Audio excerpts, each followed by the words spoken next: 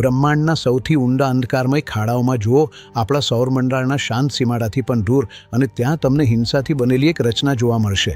અગમ્ય, શાંત અને ઠંડી અવકાશના રણમાં કલ્પનાતીત કદની એક ઢાંચાકીય અથડામણ સર્જાઈ રહી છે. આ એ ઓળખીતી અથડામણ નથી જે ગ્રહો, ગ્રહિકાઓ કે તારા વચ્ચે થાય છે. આ તો મહાકાય દૈત્યોના અંતિમ મિલન છે. બે સુપરમેસિવ બ્લેક હોલ્સ જે બ્રહ્માંડની અંધકારમય પ્રારંભિક પળોમાં જન્મેલા દાનવો છે, અને દરેકમાં 1 અબજથી વધુ સૂર્ય જેટલું દ્રવ્ય છે, હવે અંતે એકબીજાને મળી ગયા છે. અનાદિકાળથી તેઓ અલગ અલગ આકાશગંગાઓના શાંત કેન્દ્રોમાં વસતા હતા.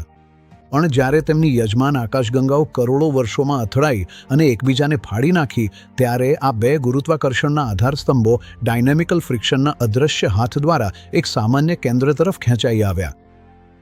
હવે તેઓ તેમના અંતિમ અને અપરિહાર્ય બંધનમાં પ્રવેશી ગયા છે, એક ધીમા ગુરુત્વાકર્ષણથી ચાલતા વોલ્ટ્સમાં.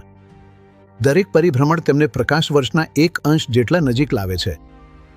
તેઓ બ્રહ્માંડની અંદર સૌથી ભારે એકલ પદાર્થો છે, અને હવે તેઓ એવી ઘટના માટે તૈયાર થઈ રહ્યા છે જે હકીકતની ભૂમિતિને કાયમ માટે ફાડી નાખશે. જેમ જેમ આ બે મહાકાય દૈત્યો નજીક આવે છે, તેમ તેમ એક અજાણી અને ગૂંચવણભરી બ્રહ્માંડની વિસંગતિ ઊભી થાય છે. જ્યારે તેઓ કેટલાય સેંકડા પ્રકાશ વર્ષથી અલગ હોય છે, ત્યારે તેમના આસપાસનું વાયુ અને હજારો તારાઓ બ્રહ્માંડના બ્રેક તરીકે કાર્ય કરે છે. ગુરુત્વાકર્ષણના સ્લિંગશોટ્સ દ્વારા બ્લેક હોલ્સ આ નજીકના પદાર્થોને બહાર ફેંકી દે છે, તેમનું પરિભ્રમણ ઉર્જા ગુમાવે છે અને વધુ નજીક આવે છે. પરંતુ આ પ્રક્રિયા પોતાનામાં જ અટકાવવાનો બીજ પણ ધરાવે છે. અંતે બ્લેક હોલ્સ તેમની આખી આસપાસની જગ્યા સાફ કરી નાખે છે.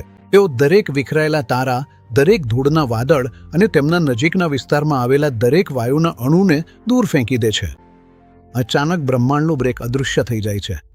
આ બે દાનવો પોતાને એક નિર્જન શૂન્યમાં ફસાયેલા અનુભવે છે, લગભગ 3 પ્રકાશ વર્ષ એટલે કે 1 પાર્સેક જેટલી અંતરે અલગ પડેલા.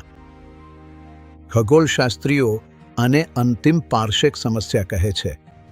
તેમના પરિભ્રમણ ઉર્જા શોષી લે માટે કોઈ પદાર્થ બાકી ન હોવાથી આ બે વિશાળકાય પદાર્થો સિદ્ધાંત મુજબ અટકી જવું જોઈએ. તેઓ આ બ્રહ્માંડના સ્થિરતામાં હંમેશા માટે નૃત્ય કરતા રહેવું જોઈએ.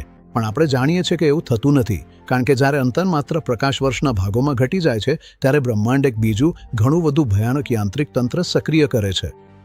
કાળા છિદ્રો તેમના આસપાસના પદાર્થ સાથે ક્રિયા કરવાનું બંધ કરે છે અને હકીકતના મૂળ તંતુને જ ઉથલપાથલ કરવા લાગે છે. જ્યારે આ બે દૈત્ય વચ્ચેનું અંતર એક નિર્ધારિત મર્યાદા કરતાં નીચે જાય છે, ત્યારે પરંપરાગત પરિભ્રમણ ભૌતિકશાસ્ત્રના નિયમો આઇન્સ્ટાઇનના સામાન્ય સાપેક્ષતાના ક્રાંતિકારી ક્ષેત્રને સ્થાન આપે છે. હવે તેઓ પ્રકાશની ઝડપના આશ્ચર્યજનક ભાગમાં પરિભ્રમણ કરી રહ્યા છે, દરેક સેકન્ડે લાખો કિલોમીટરનું અંતર કાપી રહ્યા છે. આ અંતિમ અતિશય પર તેમની દ્રવ્યરાશિ એટલી અનમોલ અને અવિશ્વસનીય છે કે હવે તેઓ માત્ર આસપાસની જગ્યા વાંકી નથી કરતા, તેઓ તેને હલાવી નાખે છે. આ દ્વિગુણિત તંત્ર ગુરુત્વાકર્ષણ તરંગોનું વિસર્જન કરવાનું શરૂ કરે છે, જે અવકાશ અને સમયના સતત પ્રવાહમાં સાચા ભૌતિક તરંગો છે. આ તરંગો અવકાશમાંથી પસાર થતા તરંગો નથી, આ અવકાશના પોતાના જ તરંગો છે. દરેક ઉગ્ર પરિભ્રમણ સાથે આ ગુરુત્વાકર્ષણિક કિરણોત્સર્ગ આશ્ચર્યજનક માત્રામાં ગતિશીલ અને પરિભ્રમણ ઉર્જાનો પ્રવાહ લઈ જાય છે. જ્યારે આ ઉર્જા બ્રહ્માંડની ખાલી જગ્યા તરફ વહે છે, ત્યારે આ બે દૈત્ય વચ્ચેનું અંતર ઝડપથી ઘટી જાય છે. ઇવેન્ટ હોરિઝન નજીક સમય પોતે જ અતિશય રીતે ખેંચાઈ જાય છે, સેકન્ડોને વિષયગત અનંતતામાં ફેરવી દે છે, જ્યારે ભૌતિક અંતર અદૃશ્ય થઈ જાય છે. અબજ વર્ષોની મુસાફરીના અંતિમ સેકન્ડો આવી ગયા છે. જ્યારે બે ઇવેન્ટ હોરિઝન આખરે સ્પર્શે છે, ત્યારે બ્રહ્માંડ શુદ્ધ ભૂમિતિનો વિનાશકારક દ્રશ્ય અનુભવ કરે છે. અહીં કોઈ અવાજ નથી, કારણ કે અવાજ વહન કરવા માટે અહીં વાતાવરણ નથી. અહીં કોઈ આગ નથી, કારણ કે આ રાસાયણિક પ્રતિક્રિયા નથી. આ એક ઢાંઢણાત્મક વિક્ષેપ છે. માત્ર 1 સેકન્ડના અંશમાં 10 મિલિયનથી વધુ સૂર્ય જેટલી સમકક્ષ દ્રવ્યરાશિ તરત જ નષ્ટ થઈ જાય છે અને તેને સીધા શુદ્ધ અસંયમિત ગુરુત્વાકર્ષણ તરંગ ઉર્જામાં રૂપાંતરિત કરવામાં આવે છે, જેનું ગણિત E=mc² દ્વારા નિર્ધારિત છે. આ ક્ષણભર માટે આ એકીકરણની ઘટના સમગ્ર અવલોકનીય બ્રહ્માંડની બધી આકાશગંગાઓના તમામ તારાઓના સંયુક્ત પ્રકાશ કરતાં વધુ શક્તિ પ્રકાશિત કરે છે. સ્પેસ ટાઈમ પસાર થતી તરંગની આગળની લહેરથી કાયમ માટે ખેંચાઈ જાય છે અને દાગી જાય છે. આ છે ગુરુત્વાકર્ષણ તરંગ સ્મૃતિ અસર, જે બ્રહ્માંડની સ્થાનિક ભૂમિતિમાં કાયમી અરેખીય વિસ્થાપન છે. મિલન પહેલાંનું બ્રહ્માંડ ભૌમિતિક રીતે મિલન પછીના બ્રહ્માંડથી અલગ છે. રિંગ ડાઉન તબક્કો પૂર્ણ થાય છે. કંપન બંધ થઈ જાય છે. બેમાંથી હવે એક અપ્રતિસ્પર્ધી રાજા બની ગયો છે.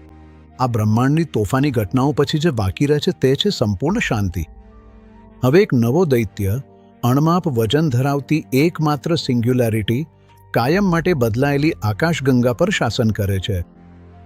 જો મિલન અસમાન હતું તો ગુરુત્વાકર્ષણ તરંગોની એકતરફી ઉત્સર્જને આ નવા દૈત્યને વિશાળ ગુરુત્વાકર્ષણ ઝટકો આપ્યો હોઈ શકે છે, જેને કારણે તે પોતાની યજમાન આકાશગંગામાંથી હજારો કિલોમીટર પ્રતિ સેકન્ડની ઝડપે દોડતું જાય છે. પરંતુ આ ઘટનાની સાચી વારસાગતતા તો એ તરંગોમાં છે જે ભાગી નીકળી. આ પ્રાચીન અથડામણથી ઉત્પન્ન થયેલી લહેરો અવકાશના ખાલીપામાંથી પ્રકાશની ગતિએ બહાર ફેલાય છે. આ લહેરો અબજો પ્રકાશ વર્ષના ખાલી અવકાશમાંથી હળવે હળવે પસાર થાય છે, જ્યાં સુધી તે અંતે આપણા નાનકડા ઘર ગ્રહ પર આવીને ટકરાય નહીં. અહીં પૃથ્વી પર આ ક્ષીણ બ્રહ્માંડની ફૂંકો આપણા શરીરમાંથી પસાર થાય છે. અમને અણગમતા જ આપણે રહેલા અવકાશને ખેંચે અને દબાવે છે. અત્યંત ચોકસાઈ ધરાવતા અમારા લેસર ઇન્ટરફેરોમીટરોને દૂરના પ્રાચીન બ્રહ્માંડના ઘંટ જેવી રીતે વગાડતા પહેલાં આ લહેરો આપણા બ્રહ્માંડમાં આપણા સ્થાનનો ઊંડો પુરાવો છે એવું સ્મરણ કરાવે છે કે આપણે હિંસક અને સુંદર વિકાસથી ભરેલા બ્રહ્માંડમાં જીવીએ છીએ. એક એવો બ્રહ્માંડ જ્યાં વાસ્તવિકતાનું અડગ કાપડ પણ ગુરુત્વાકર્ષણની અદ્ભુત મહિમાથી ફાટી શકે છે, ફરીથી ઘડી શકે છે અને પુનર્જન્મ લઈ શકે છે.